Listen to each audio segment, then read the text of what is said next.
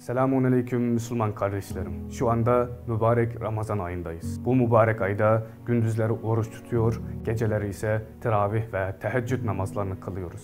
Ramazan-ı Şerif ayı iyilik, ihsan, güzellik ve bereketle dolu bir aydır.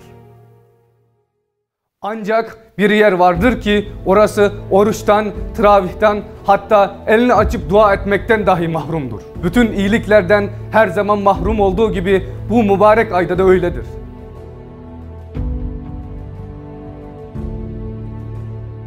Oruç tutmak suçtur.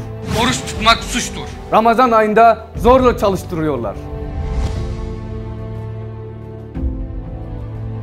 Çaresiz, yalnız çocuklar.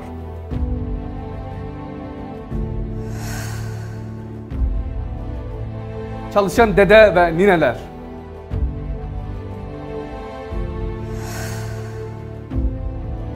Sahur vakti ışığı açmak bile suçtur. Oruç tutup tutmadığını tespit etmek için zorla yemek yedirme, erkekler ve kadınlar için zorla içki içme yarışmaları.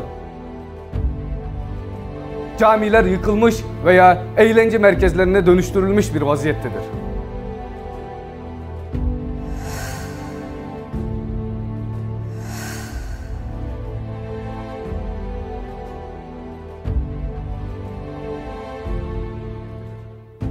Allah rızası için Doğu Türkistan'ı dualarınızı unutmayınız.